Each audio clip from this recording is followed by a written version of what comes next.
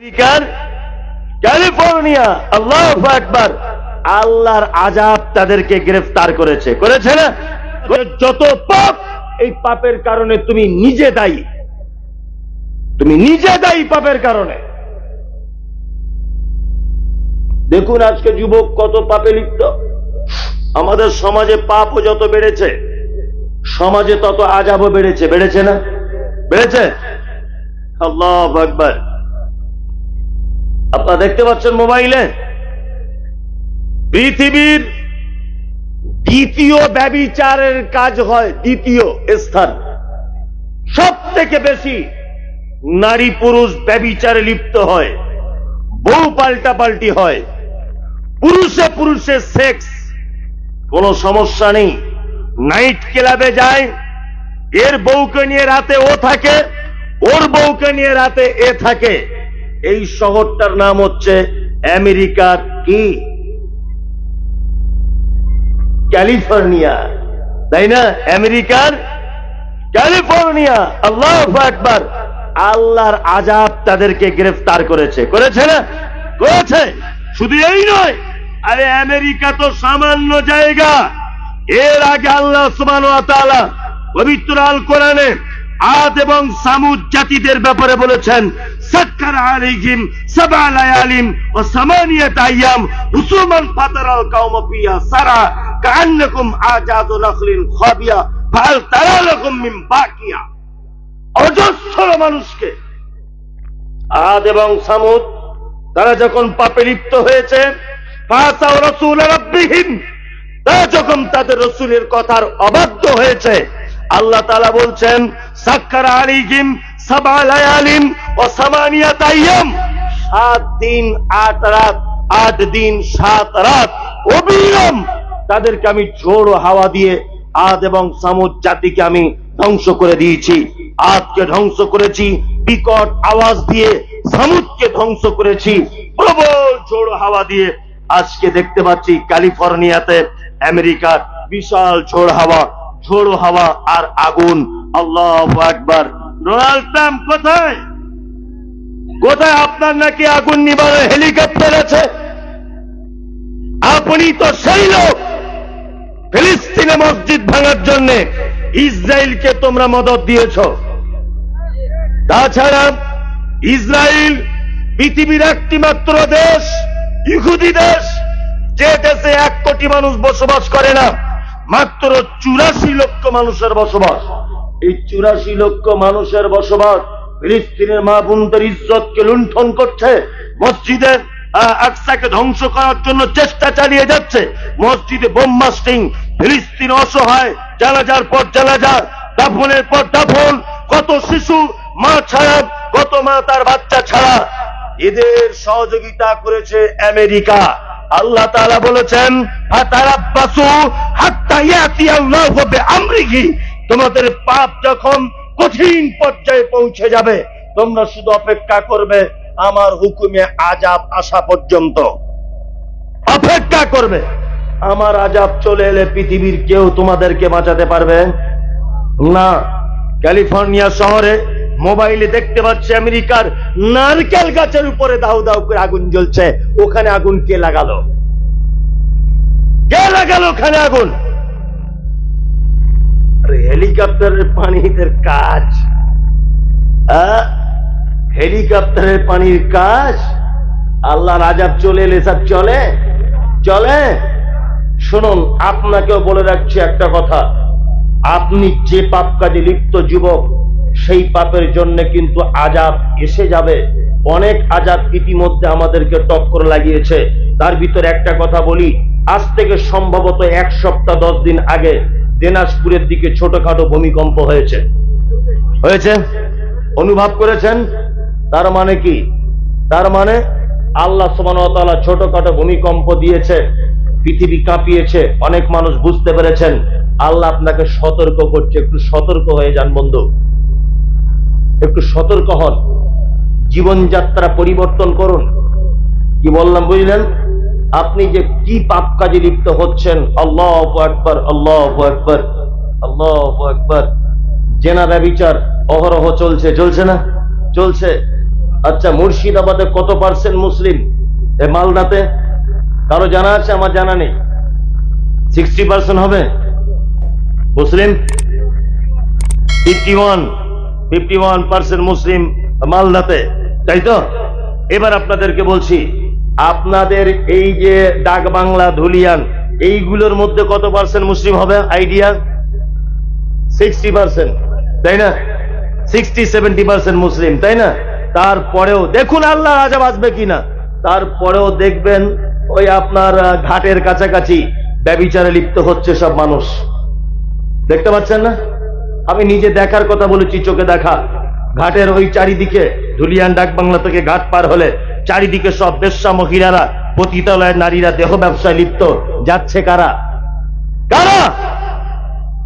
আপনার ঘরের যুবক, আমার ঘরের ছেলে, অজস্র যুবক, অজস্র মানুষকে আপনি দেখতে পাবেন তারা এইসব কাজে লিপ্ত হচ্ছে কি হচ্ছে না? আল্লাহ বলেছে ফাতারাব্বাসু, অপেক্ষা করো শুধুমাত্র, হাত্তা ইয়াতি আল্লাহু বিআমরিহি, আমার পক্ষ থেকে তোমাদের কাছে আযাব আসা পর্যন্ত অপেক্ষা করো। পাপ কাজে পুরো ছেয়ে গেছে গোটা সমাজ, ছেয়ে গেছে না গোটা সমাজ। আপনাদের কাছে অনুরোধ, এই গ্রামের যে সমস্ত যুবকরা রয়েছেন, এই গ্রামে বসবাস যারা করেন, আপনাদের কাছে বিনীত অনুরোধ করছি, যুবক, তুমি বাবরি মসজিদ ভেঙেছ বলে তুমি নরেন্দ্র মোদীকে গালাগালি করেছ, করেছ না? করেছ। তুমি অমিত শাহকে গালাগালি করেছ, করেছ না? করেছ। তুমি সেই যুবক, মুহাম্মদ সাল্লাল্লাহু আলাইহি ওয়াসাল্লামের বিরুদ্ধে কেউ কোনো কথা বললে তুমি কি করো? লাঠি নিয়ে সবার আগে ফার্স্ট কাতারে তুমি দাঁড়াও, তাই না?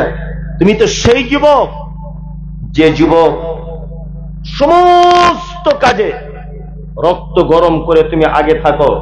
কিন্তু বড় দুঃখ লাগে, আজান হলে তুমি মসজিদে আসো না, রমজান মাসে তুমি সিয়াম পালন করো না। বড় দুঃখ লাগে, জানুয়ারিতে তুমি ডেক বাজিয়ে পিকনিক করো। হ্যাঁ, এটা বড় দুঃখ লাগে।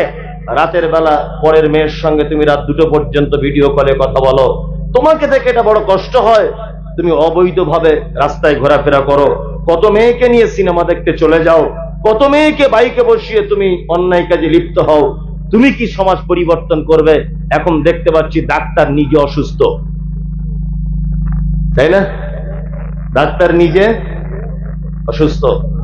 আমরা যারা সমাজ পরিবর্তন করার পদক্ষেপ গ্রহণ করব, আমরা নিজের একটু পরিবর্তন হই ইনশাআল্লাহ। পরিবর্তন আপনি জীবনে হতে পারবেন না যতক্ষণ না পর্যন্ত আল্লাহর ভয় আপনার এই জায়গাটায় না আসবে। পৃথিবীর শ্রেষ্ঠ যুবক, শ্রেষ্ঠ যুবকের একটা কথা বলে আমি বক্তব্য আস্তে আস্তে আস্তে আস্তে শেষের দিকে নিয়ে চলে আসব। এক, মুসআব বিন উমাইর। নাম কি? মুসআব বিন উমাইর। বাড়ি কোথায়? মক্কায়। বাড়ি কোথায়? মক্কায়। মক্কায় যত ধনী লোকের বেটা, এদিকে ফেরুন, যা কিছু শুনেছেন সব ভুলে যান, আমার অসুবিধা নেই, আপনাকে এইটা শুনে যেতে হবে। নাম তার মুসআব বিন উমাইর। মক্কায় বাড়ি, মক্কার সব থেকে ধনী লোকের বেটা। নাম কি? মুসআব বিন উমাইর। কত ধনী জানেন? যে জামাটা একবার পরতো, দ্বিতীয়বার জীবনে পরতো না। 2, মুসআব যে আতর লাগাতো, রাস্তা দিয়ে গেলে বোঝা যেত যে এই রাস্তা দিয়ে গেছে মুসআব বিন উমাইর। মুসআব এমন একজন ছেলে, যে ছেলেটার আল্লাহর নবীর সঙ্গে রূপ চেহারার অনেকটা মিল ছিল। কি বললাম বুঝলেন? মুসআব কুকড়ানো মাথায় তার চুল, আর রূপ তার দেখে কে? মক্কায় আল্লাহ নবী সাল্লাল্লাহু আলাইহি ওয়াসাল্লাম দ্বীনের দাওয়াত দিলেন। আপনিও যুবক, সেও যুবক, এই জন্য আপনাকে আমি ঘটনাটা শোনাতে চাইছি। আপনিও যুবক, সেও যুবক, আপনাকে আমি শোনাতে চাইছি। আল্লাহ নবী সাল্লাল্লাহু আলাইহি ওয়াসাল্লাম মক্কায় দ্বীনের দাওয়াত দিচ্ছেন গোপন ভাবে। মুসআবের কানে খবর গেল যে মক্কাতে একটা জাদুকর এসেছে, লোকটা খুব বদমাশ, খারাপ, তার নাম মুহাম্মদ সাল্লাল্লাহু আলাইহি ওয়াসাল্লাম। খুব খারাপ, লোকে সবাই খারাপ বলছে। মুসআব একদিন ভাবছেন যে সবাই লোকটাকে খারাপ বলে, আমি একটু লোকটার কাছে যাব, দেখি অরিজিনালি লোকটা খারাপ কিনা। দারুল আরকাম, আরকাম বলে একজন সাহাবী, তার বাড়িতে আল্লাহ নবী সাল্লাল্লাহু আলাইহি ওয়াসাল্লাম 2-4 জন সাহাবীদেরকে নিয়ে গোপনে কোরআন তেলাওয়াত করে কোরআনের ব্যাখ্যা বিশ্লেষণ করছেন। মুসাব গেলেন তার বাড়িতে, হাদিস সহিহ। দরজায় কে? মুসাব। সাহাবীরা তো ভয়ে থরথর করে কাঁপছেন। নতুন ঈমান এসেছে, 4-5 জন নতুন ঈমান, ভয় থরথর করে কাঁপছি। মুসাব চলে এলো মানে আমাদের মেরে শেষ করে দেবে। আল্লাহ নবী সাল্লাল্লাহু আলাইহি ওয়াসাল্লাম বলছেন, মুসআবকে ভিতরে ঢোকার অনুমতি দাও। মুসআবকে ভিতরে ঢোকার অনুমতি দিলেন আল্লাহ নবী। আল্লাহ নবী সাল্লাল্লাহু আলাইহি ওয়াসাল্লামের কাছে মুসআব বসলেন। আল্লাহ রাসূল মুসআবের গায়ে হাত বোলালেন, হাত বুলিয়ে কিছু কথা বললেন। মুসআব চলে এলেন। মুসআব চলে এসে লোকদেরকে ডেকে ডেকে বলছেন, তোমরা যে লোকটাকে পাগল বলো, তোমরা যে লোকটাকে খারাপ বলো, ওই লোকটার নাম মুহাম্মদ? বলছে হ্যাঁ। বলছে আমি তার কাছে গিয়েছিলাম। এইরকম পৃথিবীতে দামি মানুষ, ভালো লোক আমি জীবনে কোনোদিন দেখিনি। মুহাম্মদ বলে লোকটা আমার গায়ে হাত দেওয়ার সাথে সাথে আমার গায়ে যেন একটা শীতলতা অনুভব করতে লাগলাম, আমার মনটা যেন গলে যেতে লাগলো। আস্তে আস্তে আবার আরেকদিন মুসআব গেল আল্লাহর নবীর কাছে। আল্লাহ রাসূল কোরআন তেলাওয়াত করছেন। কোরআন তেলাওয়াত শুনে মুসআবের অন্তর গলে গেল।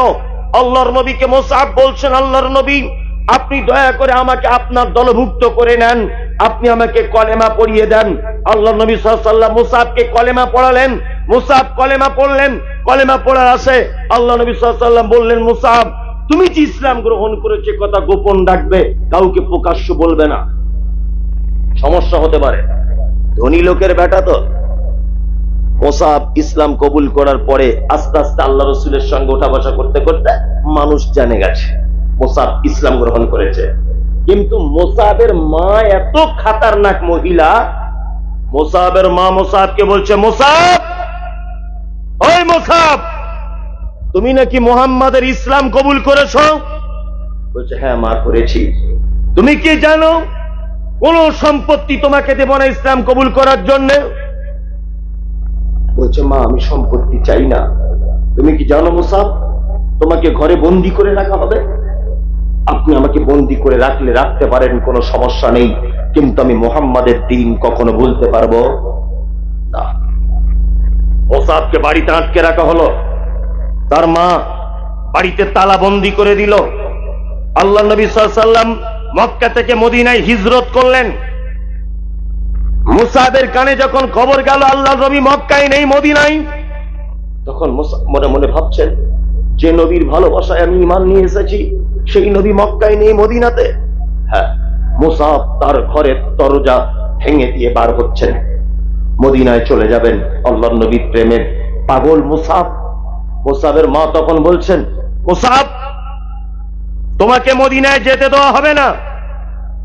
মুসআব তখন বলছেন, মা আল্লাহকে যার হাতে আমার প্রাণ তার কসম করে বলছি, মদিনা যাওয়া থেকে আপনি যদি আমাকে বাধা দেন তাহলে আমি আপনাকে হত্যা করতে পর্যন্ত দ্বিধাবোধ করব না, আমি আপনাকে হত্যা পর্যন্ত করে দিব। তখন মুসআবের মা বলছেন, মুসআব তুমি কি জানো যে তোমাকে সম্পত্তির ভাগ দেওয়া হবে না তুমি ইসলাম কবুল করার কারণে? মুসআব বলছেন, মা সম্পত্তি তো দূরের কথা, তুমি যদি আমার পরনের কাপড়টা পর্যন্ত কেড়ে নাও তবু আমার কোনো আপত্তি নেই, আমি আল্লাহর নবীর কাছে যাব। মুসআব বিন উমাইর সমস্ত জামা কাপড় তার মাকে খুলে দিয়ে শুধু লজ্জাস্থানটা ঢেকে মদিনায় পৌঁছে গেলেন। আল্লাহ নবী সাল্লাল্লাহু আলাইহি ওয়াসাল্লাম সাহাবীদের মাঝখানে দিনের দাওয়াত দিচ্ছিলেন, তার মাঝখানে মুসআব খুশকো খুশকো, মাথায় চুল, গায়ে দুর্গন্ধ, ভালো পরনে কাপড় নেই, দেখতে খুব সুপুরুষ। মজলিসে বসলেন। আল্লাহ নবী সাল্লাল্লাহু আলাইহি ওয়াসাল্লাম মুসআবের দিকে তাকিয়ে বলছেন, তুমি কি সেই মুসআব যে মুসআব একবার আতর মাখলে 20 দিন আতরের সেন্ট পাওয়া যেত? তুমি কি সেই মুসআব যে জামা একবার পরলে দ্বিতীয় দিন আর পরতো না? তুমি কি সেই মুসআব যে জুতো একবার পরলে আর জীবনে সে জুতো পরতো না? তুমি কি সেই মুসআব? মুসআব বলছেন, আল্লাহর নবী আমি সেই মুসআব আমি ইসলাম কবুল করার কারণে আজকে আমার এই পরিস্থিতি। আল্লাহর নবী আজকে আমার এই পরিস্থিতি শুধু ইসলাম কবুল করার কারণে। আল্লাহর নবী সাল্লাল্লাহু আলাইহি ওয়াসাল্লামের কাছে মুসআব থাকেন মক্কা মদিনার সবথেকে ধনী লোকের বেটা মুসআব বিন উমাইর। আল্লাহর নবী কিছুদিন পর বিস্তারিত ঘটনা, উহুদের যুদ্ধের ডাক দিলেন। কোন যুদ্ধ? উহুদের যুদ্ধের ডাক দিলেন। সুবহানাল্লাহ। উহুদের যুদ্ধের সেনাপতি হিসাবে আল্লাহর নবী সাল্লাল্লাহু আলাইহি ওয়াসাল্লাম মুসআবের হাতে ইসলামের পতাকা ধরিয়ে দিলেন। মুসআব ইসলামের পতাকা ধারণ করলেন। যুদ্ধ চলছে, বীর বিক্রমের মতো যুদ্ধ চলছে। যুদ্ধ চলতে চলতে মুসআব বলছেন যে আমার ডান হাতে একজন এসে তলোয়ারে আঘাত করে দিল, ডান হাতটা কেটে পড়ে গেল। একটুখানি বাধা ছিল, আমি আমার হাতের উপরে পা তুলে দিয়ে আমার হাতটাকে টেনে ছাড়িয়ে দিলাম। আর এক হাতে আমি তলোয়ার ধরলাম, আর এক হাতে আঘাত করলো, আমি নিজের মুখ দিয়ে তলোয়ারটাকে ধরলাম। এক পর্যায়ে মুসআব শহীদ হলেন। মুসআব যখন শহীদ হলেন, আল্লাহর নবী সাল্লাল্লাহু আলাইহি ওয়াসাল্লামের সাহাবীরা বলছেন, আল্লাহর নবী মুসআবের গায়ে যে কাপড় আছে এই কাপড়টা কাফনের জন্য হচ্ছে না, তার মাথার দিকটা যখন ঢাকতে যাচ্ছি পায়ের দিকটা খুলে যাচ্ছে, পায়ের দিকটা দিতে যাচ্ছি মাথার দিকটা খুলে যাচ্ছে। আল্লাহ নবী সাল্লাল্লাহু আলাইহি ওয়াসাল্লাম বললেন, মুসআব যে শহীদ হয়েছে তার মাথার দিকটা ঢেকে দাও, পায়ের দিকটা ইজখির ঘাস দিয়ে তোমরা তার পায়ের দিকটা ঢেকে দাও। মক্কার সবথেকে সম্ভ্রান্ত ঘরের ছেলে, তার নাম মুসআব বিন উমাইর। কোটিপতি ঘরের ছেলে, ইসলাম কবুল করার কারণে তোমার মতো একজন যুবক ছেলে মাথার দিকটা ঢেকে মৃত্যুর সময় তার পরনের কাপড়টায় কাফনটুকু পর্যন্ত হলো না। এর নাম ইসলামের প্রতি ভালোবাসা। এর নাম কি? ইসলামের প্রতি ভালোবাসা। যুবক, তুমি তো ইসলাম থেকে অনেক দূরে সরে আছো। দূরে সরে আছো না? দূরে সরে আছো। তুমি অন্যায় দেখলে ঝাঁপিয়ে পড়ো, কিন্তু তুমি ইসলামের পক্ষ হয়ে তুমি আমলের দিক দিয়ে একদম নয়। আচ্ছা, আর আজকে তো আলহামদুলিল্লাহ ফজরের নামাজ নাই। আচ্ছা, ফজরের নামাজ হবে আজকে? হবে ইনশাআল্লাহ, তাই না? ইনশাআল্লাহ হবে। মানে এখন তো বাজে প্রায় 1:30। প্রধান বক্তা আজকের উনি চলে এসছেন, আব্দুর রহমান বিন দেলওয়ার, আপনারা দেখতে পাচ্ছেন। আর আজকে আপনাদের কাছে বিনীত অনুরোধ থাকলো এই যে তবলিগি জলসা, জলসার নাম দিয়েছে কি? তাবলিগি জলসা। তাবলিগি জলসাই যদি হয়, এটা আমার পরামর্শ থাকলো, আমি রাগ করে কিছু বলছি না, 12টার মধ্যে বা তার আগে শেষ করে দেওয়া উচিত। কি বললাম বুঝলেন? তাবলিগি জলসা মানে কি? মানুষ কিছু শিখবে, কিছু জানবে, নতুন কিছু আমল করবে, কোন জিনিস ছেড়ে দিবে, তাই না? এর জন্য তো তাবলিগি জলসা। রাত এই 3টে পর্যন্ত জলসা করে যদি লোক ফজরের সালাত আদায় না করে, তারপরের দিন জোহরের পরেও যদি মানুষ ঘুমায়, তাহলে এই তাবলিগের জলসা দিয়ে উপকার হলো না ক্ষতি হলো? ক্ষতি হলো না? কি যে বুঝেছে কে জানে, নিশ্চয় ভালো কিছু বুঝেছে। তবে একটা কথা বলি, আপনার বোঝাটাই যে সব সময় ঠিক এ কথা নয়। কি বললাম বুঝলেন? ওই জন্য ভালো মানুষদের কাছে পরামর্শ নিতে হয়। কি বললাম বুঝতে পারছেন? যাই হোক, আল্লাহ, যারা আমরা এখানে বসে আছি যুবক ভাইরা, আল্লাহ আমাদের ইমানের জজবা তৈরি করে দাও, যাতে আমরা আগামী দিনে ইসলামের জন্য কিছু করে সমাজকে পরিবর্তন করতে পারি। আল্লাহ তুমি আমাদের এই দোয়া কবুল করো গভীর রাত্রিতে। আমিন। আমিনটা বলুন। আমিন। একজনা উঠে যাবেন না কিন্তু, বলে দিলাম, একজনা উঠে যাবেন না। নিশ্চয় আপনাদের বক্তব্য শোনার সিফাত ভালো আছে, ওই জন্য এত রাতে বক্তা তুলেছেন। একজনা ওঠার চেষ্টা করবেন না। আপনারা উঠে চলে গেলে বিশৃঙ্খলা হবে, বক্তার বক্তব্য রাখতে অসুবিধা হবে। ওই জন্য বিনীত অনুরোধ করে যে আপনারা বসুন, দিনের কথা শুনুন। তবে আমি এই মুহূর্তে আর বসার কথা বললেও মনে হয় আমার গুনাহ হবে। বললাম বুঝলেন না, ওই জন্য আমি আর বলবো না, আল্লাহ যা বলেছি 2-4 বার তুমি ভুল ক্ষমা করে দাও।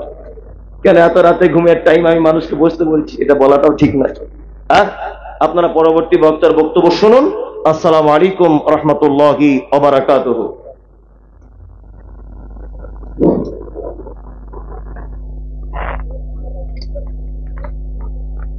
السلام عليكم ورحمة الله.